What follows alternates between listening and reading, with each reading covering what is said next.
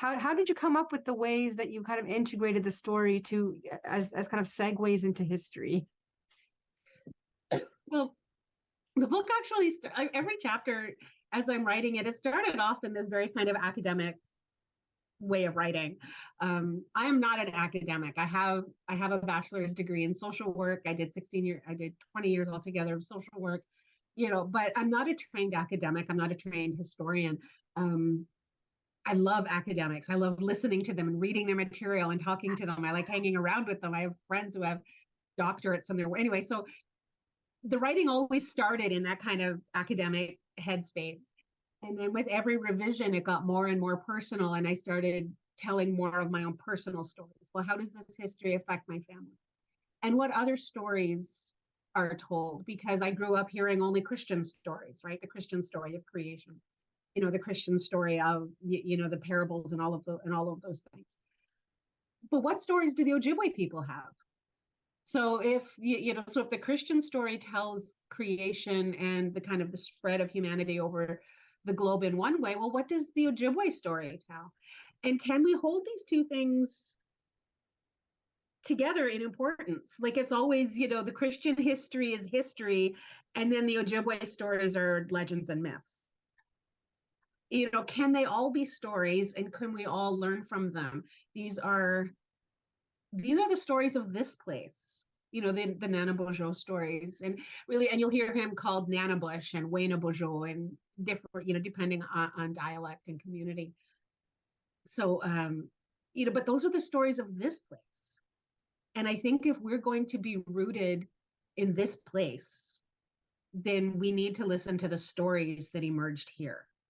And I mean, I've got this Substack where I kind of put books in conversation with each other, also called Ambe. And I think we can do that. We can put our stories together, the stories of this place and the stories of other places, and put them together and see what emerges from them, see what we have to say to each other. Absolutely. And that is something that I felt like I hadn't seen in that way. It was more, so I won't maybe speak to other books, but like what called to me in terms of seeing that, and even just that lingering question around what was my story as one settler in that, and to be starting to think about that connection. That was something that came out as well, and it comes through some of the Ambe prompts that you offer around constantly bringing us back, because I think a lot of the conversations I've had in my community around what is our responsibility as settlers, some of the voices around, well, that was the past. What do I have to do? What does that have to do with me? I didn't do those things. And I feel like the book and some of the approaches that you bring in is that idea of like, well, it's not we may not have done that, but we're responsible for what we're doing now. And so, and to make that accessible in terms of like, what does it mean to be doing the work?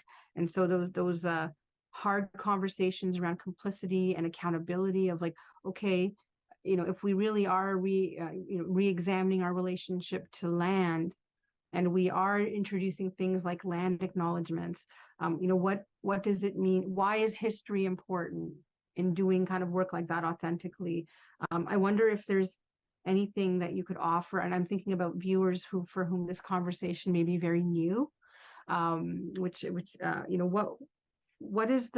why is history important in this conversation? Because history, we always think of history as something that happened so long ago to somebody else. It's this, and yet it's not. It very much informs how we live today.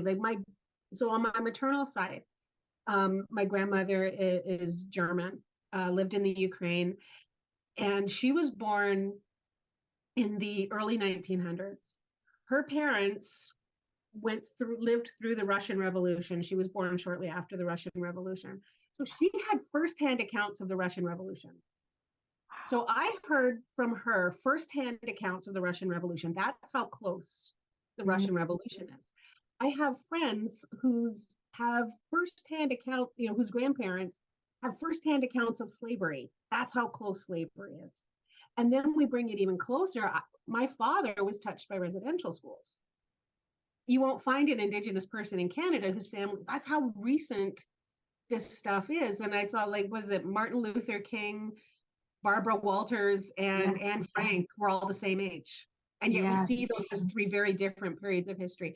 So we think of history as this far away thing. And early in the book, I talk about bundles and the need for everybody to pick up their own bundle, and kind of look back at their own history differently, maybe.